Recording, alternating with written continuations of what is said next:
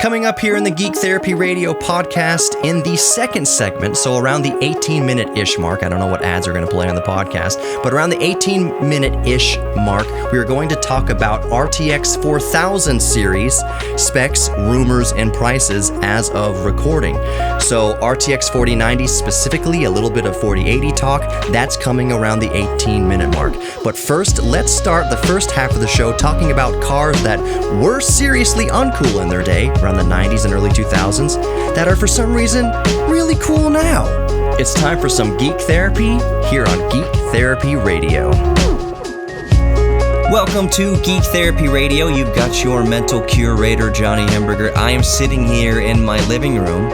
I have to go pick up my son here in a few minutes, but I wanted to bang out segment one while it was fresh on my mind. I'm just recording right into my M1 MacBook Pro. This is just the built-in microphone, the main microphone, which, by the way, in a MacBook Pro, at least the M1 MacBook Pro, is under the left speaker grill, as I recall.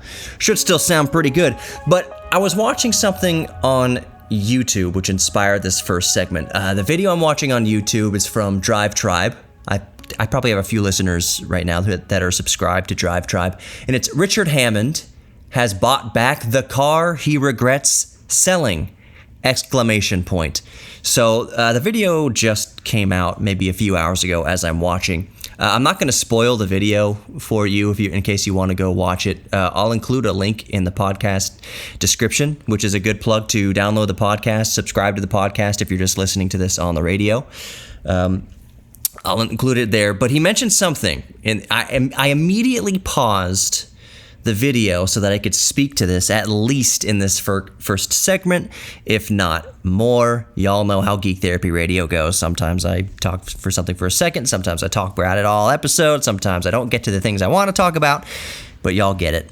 So the thing he mentioned in this video was that the car, he went back to buy a car that he regretted selling. And one thing he says about the car that I won't mention specifically is that enough time has passed between since when the car was new, like the car's heyday, and now that the car went from uncool in its heyday, it was uncool in its time, but now enough time has passed, enough distance has put between modern times and its heyday, that the car is now cool. The car has gone from uncool when it was new to cool now that it is almost 20 years old, or that the car is 20 years old. And that's what I wanted to kind of bring up in this segment, or at least the show. I want to ask the question.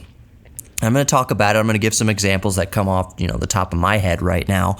But I want to ask you what you think. The best way to get at me quickly is Twitter. Geek Therapy Radio podcast on Twitter. Just type in Geek Therapy Radio when you search. Look for the red, white, and black color scheme, and that's me. You can also email me, Johnny at geektherapyradio.com, JOHNNY at geektherapyradio.com, because I have a lot of international listeners, and there will be cars from your neck of the woods that Americans wouldn't think about naturally because we didn't grow up with them, and vice versa. There could be some cars that I and other Americans think about that fit this category of going from uncool to cool over the decades that Europeans or Asians or wherever you are in the world, you may not consider or have thought about because you just don't live here, you haven't been around them. So one of the cars, in my opinion, that kind of comes up to the top of my head when thinking about cars that were uncool that are now cool.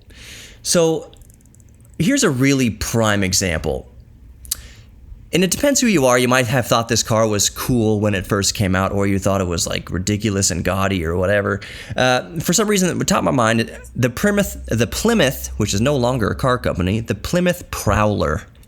Do you remember the Plymouth Prowler? I don't know if many of them made their way to other regions of the United States or of the world, but they were certainly a thing here in the United States. Not a huge production of them, a limited number, but they were made by Plymouth, which is a Chrysler company, Dodge, Chrysler, Ram, all that, Jeep company. And it was one of those things that went back in the day, it looked like a concept car that they had produced. It was like kind of like a joke, it seemed. No, there's no way they released a car that looked like that. And I'm not sure it was so cool it like tried too hard, I guess, in its day. But now, I saw one a few weeks ago driving around with Sarah and Riker, and I was like, that's a Plymouth Prowler. I haven't seen that, nor have I thought about that car since I was in high school, since like 2002 is about when the car came out. I think it came out late 90s, early 2000s. I was like, but looking at it now, seeing it now on the road, having not seen one for maybe 15 years, is like, that car is cool now. That is so unique and cool now. Because one thing that has happened anywhere in the world, not just the United States, is cars have become so unbelievably boring. Unbelievably boring. Starting in the 90s, really, cars got boring, with a few outliers that we might talk about here in a minute. Cars now are so boring. It's all SUVs and even worse, crossovers. Terrible. It just a terrible time for car design for the most part. Back in the, 30s, 40s, 50s, 60s, and then maybe early 70s, and it started to tail off in the 70s and 80s. Before that era, before the late 70s and 80s, especially 90s, before then, so let's put a pin in it, but let's put a definite mark on it. Before like the late 70s and the oil crisis and all that, and cars got small and stupid and whatever, cars were works of art. Let's think about the 50s and 60s specifically. Cadillacs with the big tail fins, but not even Cadillacs, like Ford Continentals, Chryslers and Dodges. They were made by hand. Yes, some machining was involved. They weren't designed in computers. They weren't designed for crash tests. They weren't necessarily designed for economy. They weren't designed to meet any specific standards. They were designed to out-wow each other. So while it wasn't the greatest for the environment or the EPA or whatever, you drove around and cars were art. The big three manufacturers, at least in the United States, were trying to out-art each other. So you drive around, you'd sit there in rush hour traffic, and you'd be looking around at these magnificent, like Art Deco on wheels. It was a real expression of art form. That is not the case today. So there's a lot of cars that have come since the late 1970s through now, and still happening today in 22, that the cars in their time when they came out were considered really uncool. But now enough time has passed that these cars from the 90s, early 2000s might be cool again. What are some of the cars that you can think of that might have been uncool then but are cool now? Let's talk about that. Let's continue this in the next segment. Listening to Geek Therapy Radio. Don't go anywhere.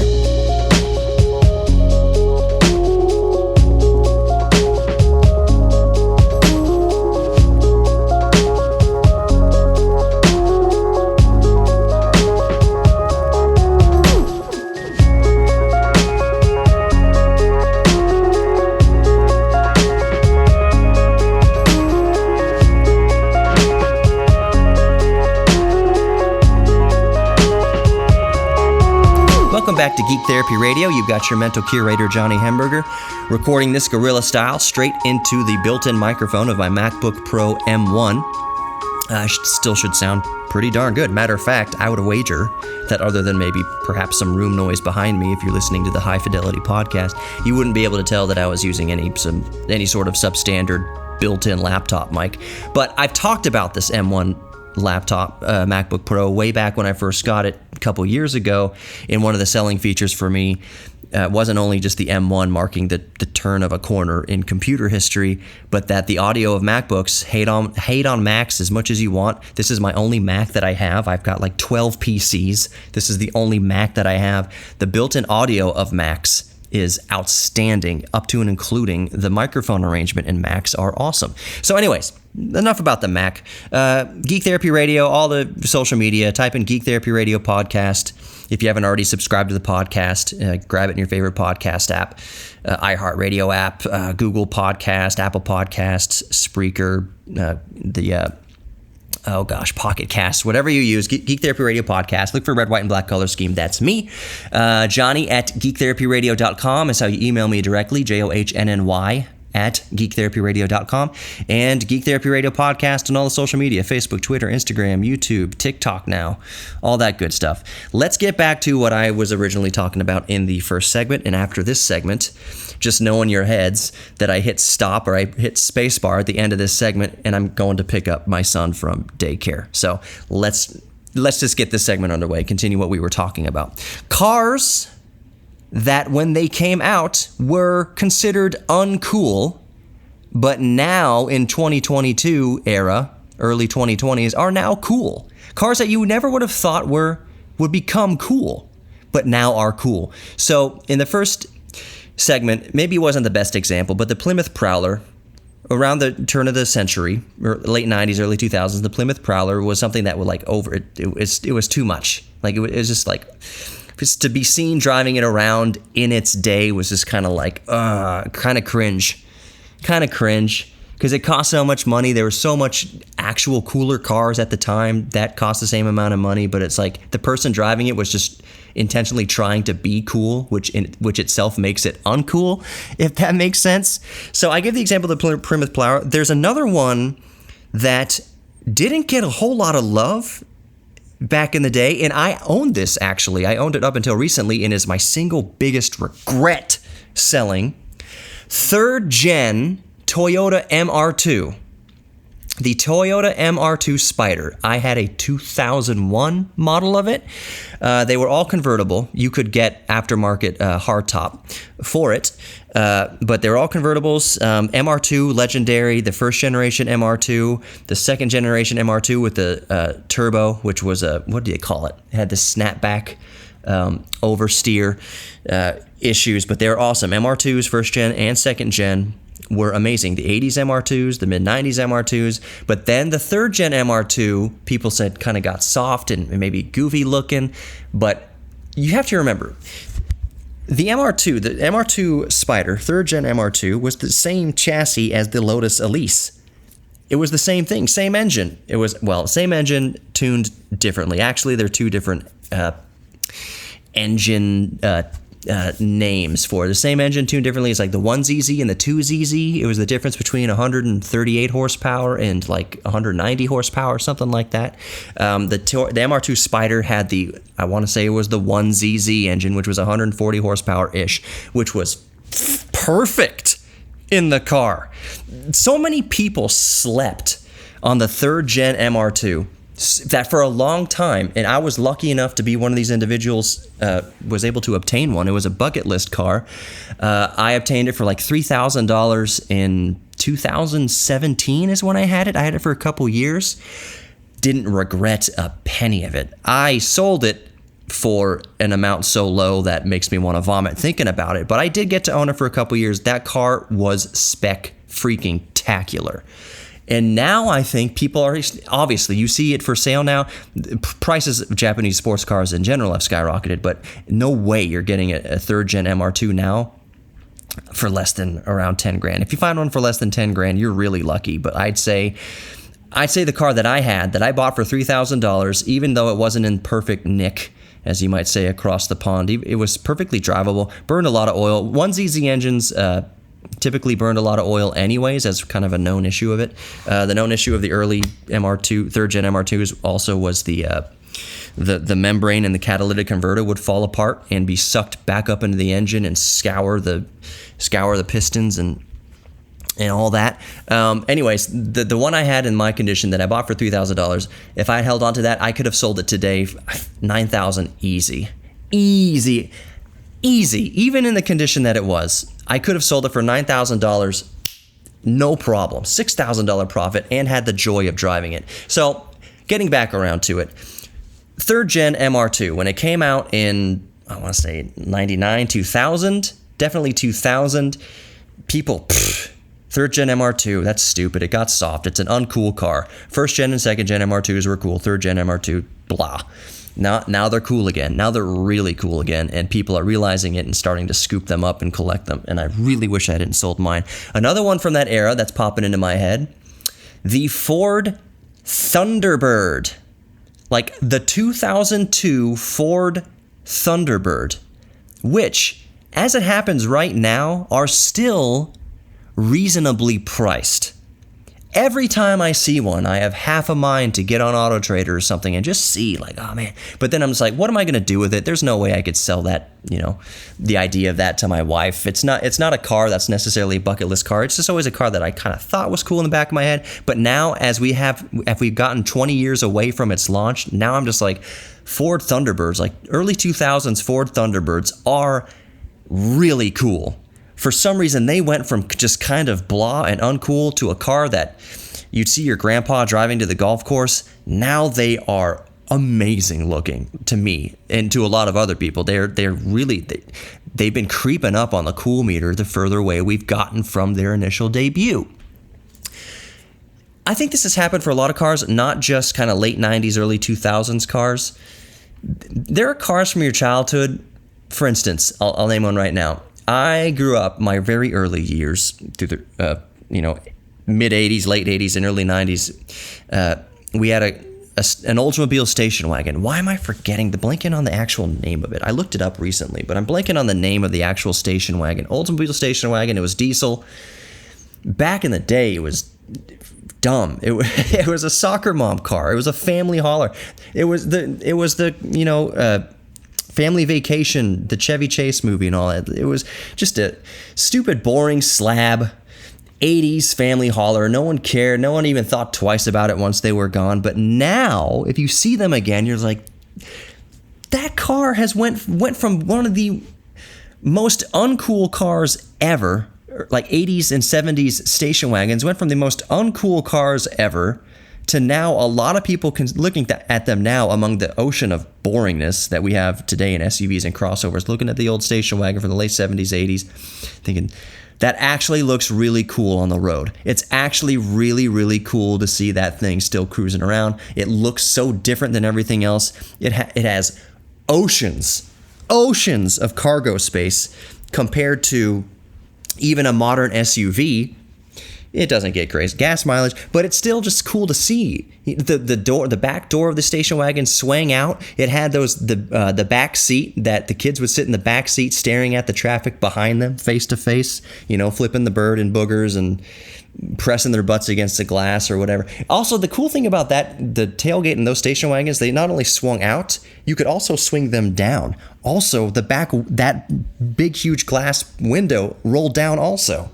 So maybe I won't continue this in the next segment because I got to go pick up Riker and my mind will get to other things. But I just want you to think about and let me know, send me on social media or just email me. What is a car that you think, especially if you're not from the United States, what's a car from about 20 years ago, 30 years ago that was seriously uncool that all of a sudden now you're realizing today is actually really cool? More Geek Therapy Radio coming up. Don't go anywhere. GeekTherapyRadio.com.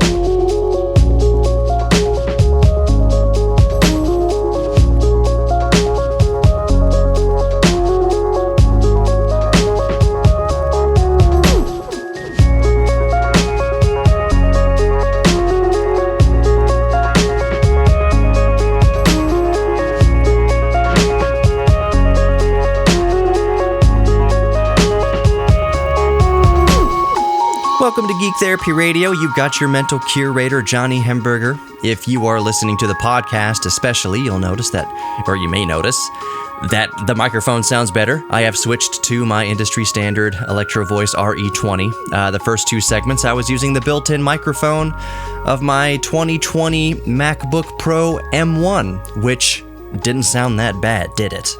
I've talked about one of the reasons I got the laptop is because the built-in audio, the speakers and the microphones built into this thing are amazing. I'm not a Mac fanboy. I would say that as far as Mac to PCs that I own one Mac for every dozen PCs that I have. This is my only Mac that I own. But you can't deny that the built-in audio of the MacBook Pros are stellar. So anyways, in this segment and moving forward, probably for the rest of the show, we'll see, I want to talk about RTX 4000 series, specifically the 4090. Specs, rumors, leaks, just what we know right now as of recording.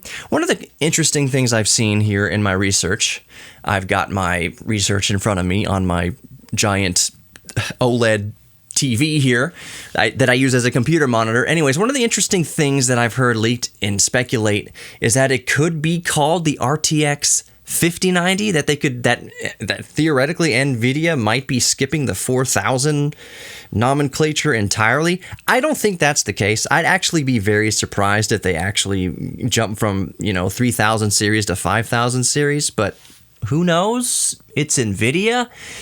If you're old enough to remember, we jumped, before the 6,000, I think it was 5,000. No. We went 400, like let's say the 4080 or whatever, 4060. Then we went to the 500 series, 600, I want to say 700. And then I don't think there were 800 off the top of my mind. We went to, like the 980. And then from the 980, you went to 1080, 2080, 3080.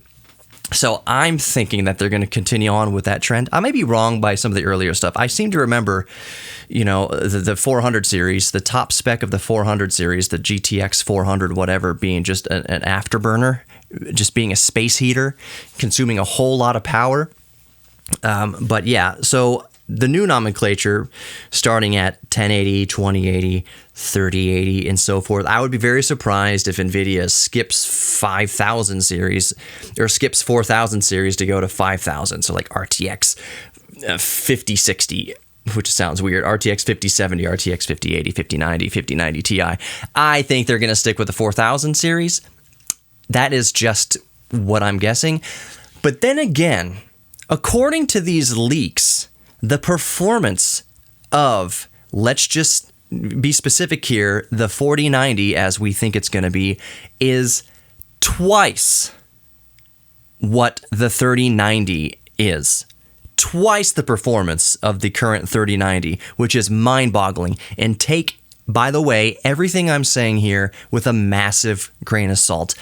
Always, always, always take leak information with a huge grain of salt. But according to the supposed leaked benchmarks that we're seeing, Time Spy and etc., we are seeing scores in Time Spy specifically upwards of 19,000, over 19,000, which is about twice that of the RTX 3090. So this aims to be a beast. I'm just going to call it from here on out the RTX 4090 until we know for sure otherwise, because I really think it's going to be 4090, but we'll see. So the RTX 4090 having supposedly, according to leaks and leaked benchmarks, twice the power, twice the output of, twice the performance, that's a way better word, twice the performance of the 3090 is absolutely mind-boggling. And I think it's even saying here, what I'm reading, that it's way more performance, maybe not quite twice, but still almost twice the performance of two RTX 3090s in the same system. If you're somebody who's rocking dual RTX 3090s, supposedly the RTX 4090 is still almost double that performance.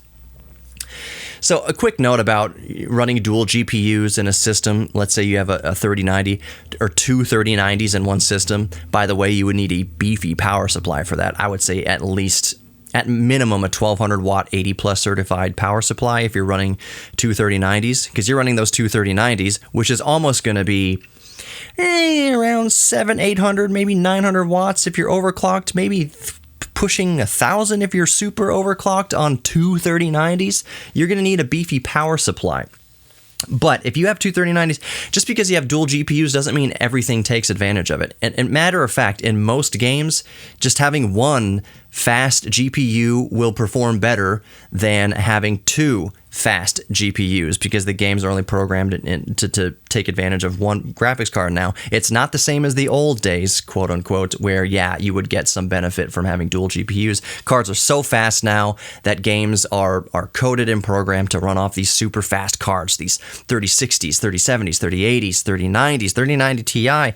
You're doing yourself a favor as a gamer to stick with one GPU. As far as productivity and video editing, yes, programs like DaVinci Resolve do take advantage of double GPU setups, triple GPU setups, even theoretically quadruple GPUs.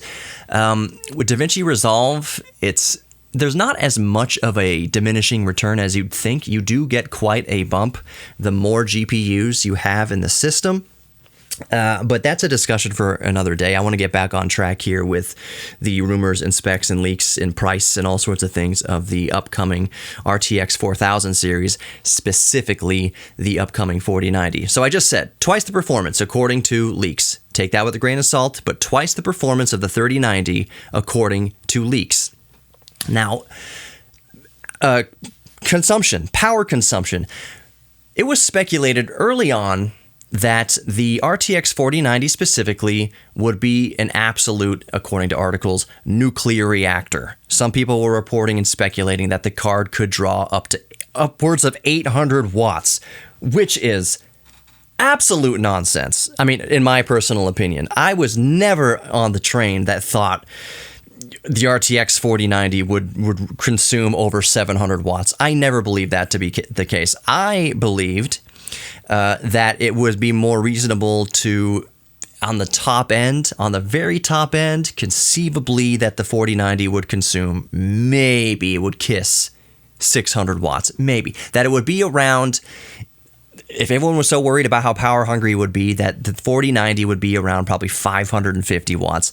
That's not actually the case, according to leaks. According to the same performance leaks that claim that it's twice as has twice the performance of the 3090, the 4090 in these performance leaks is consuming around 450 watts, which is way more reasonable and way more around what I would kind of expect with these new.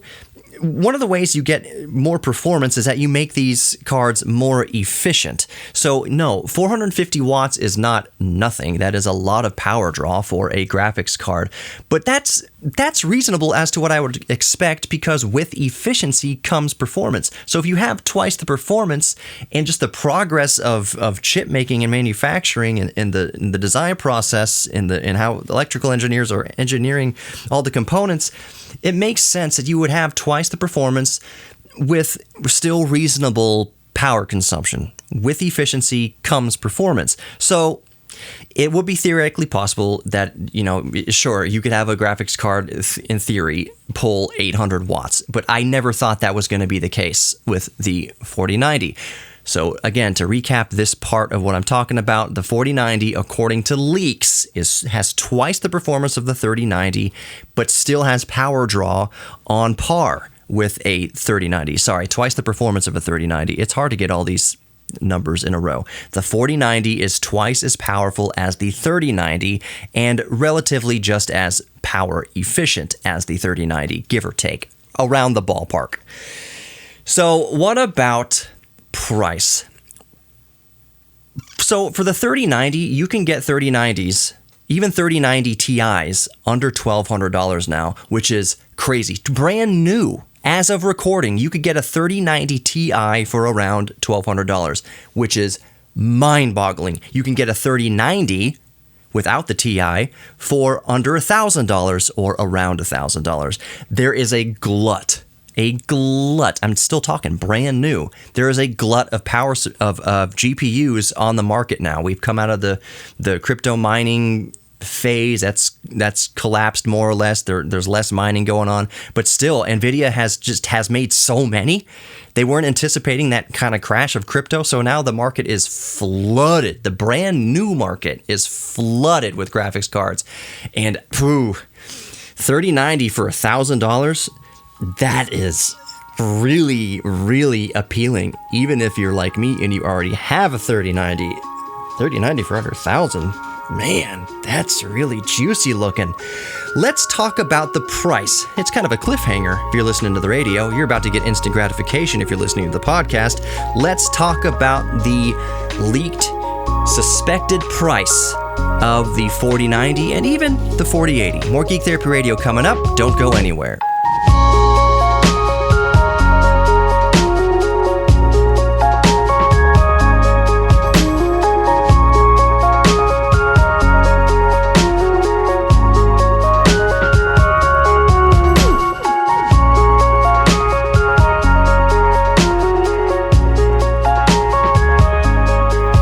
Welcome back to Geek Therapy Radio. You've got your mental curator, Johnny Hemberger. I'll plug all the social and how to get in contact with me at the end of the segment, because I want to jump right back into RTX 4000 series specs and rumors and performance rumors and price.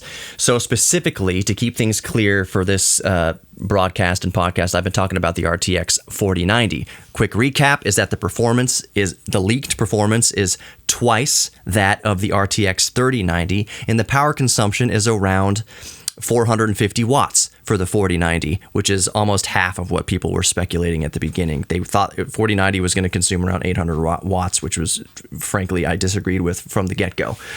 So twice the performance, reasonable power draw. And remember, if you're thinking, reasonable, 450 watts is a ton for a GPU. Yes, it is. But this is a flagship GPU. This is the creme de la creme, the top tier GPU. It's not like a 3060 that, I don't know off the top of my head what a 3060 is going to consume. I would imagine 3060 is somewhere in the ballpark of 150 to 200, thereabouts, give or take 50 watts is my assumption. I don't have one in front of me. I'm not running a stress test of a 3060 in front of me. I've got a 3060 in my laptop, but that I think is clipped. The wings are clipped at 65 watts or 80 watts. It might be 105 watt TDP for the one in my laptop. It's the Asus G14 from 2021 with the 4900 HS AMD processor and the RTX 3060. I want to say it can go up to 105 watts. I want to say the TDP can peak at boost up to there, but it's probably more around 65 watts. Anyways, 4090, according to leaks, peaking at around 450 watts. We also don't know from this leak, and one of the grains of salt you should take is whether any of these leaks are true or not. But I would imagine so close to theoretical launch date or announcement that there's a good chance, it's more likely that these are accurate. 450 watts, I don't know if that's overclocked or stock. I want to say it's stock because you can push an RTX 3090 right now, the outgoing generation, up to 450 watts, around 500 watts, pretty easy overclocking. You pretty much need a third-party cooler on there. I'm not sure if the reference cards can push that high and keep thermals under control. But the 4090, to stay on track here, is, according to leaks, twice the performance and around 450 watts. One of the amazing things about the 3090, is that according to those performance leaks, the GPU clock was around 3 gigahertz, which is nuts. Absolutely nuts. So the RTX 3090, let's talk about some specs here a little bit. 24 gigabytes, just like the RTX 3090. So the 4090 and 3090, 24 gigabytes. CUDA cores of the 3090 is about 10,500. The 4090 is 16,400, thereabouts. Technically, it's 16,384. The 3090 has 82 ray tracing cores. The 4090 has 144 ray tracing cores. The 3090 has 328 tensor cores. The RTX 4090 has 576 tensor cores. The bus width is still 384-bit, which is a very, very wide open bus. There's rumors that the 4090 Ti could come with 46 gigabytes of VRAM, which is nuts. But yeah, back to what I was talking about. According to these performance leaks, supposedly this clock, the GPU clock, is running at over 3 gigahertz, just over 3 gigahertz, which is nonsense. According to the photos I'm looking at here, technically it's 3015 megahertz, so just over 3 gigahertz on the GPU clock, which is radical. Radical. What was the 3090's GPU clock? I want to say it was a tick over 2000. I want to say around 2200, maybe 2400 overclocked. I'm not looking at it right here in front of me. Yeah, okay, so 3090 I was right, 2200 megahertz overclock, base clock, and the 2500 megahertz boost clock. So the 4090 out of the gate is apparently coming with 3000. Is that boosted? Is that overdriven? We don't know. 450 watts tells me, it makes me lean towards 3000 gigahertz is around base clock. It could be the built-in boost clock. It could be, that 3000 is the internal boost. That's what I would wager. If you're running a stress test and a performance test, like a Time Spy or whatever, you're going to be pushing the clock as high as it'll go. And if you're looking at the performance specs from that benchmark, sorry to be stumbling over my words, then it makes you lean to believe that the 3000 mark is probably boost. My guess, again, grain of salt, take it with a caveat, my guess is that the base clock of the 4090 is going to be around 2600 megahertz. That's just my guess. But we have, in the benchmark, we've seen 3,000 megahertz or 3 gigahertz, whatever you want to call it. I'm assuming that since it's a benchmark and it's stress testing the GPU, that is the boost clock number that we're seeing there. Price.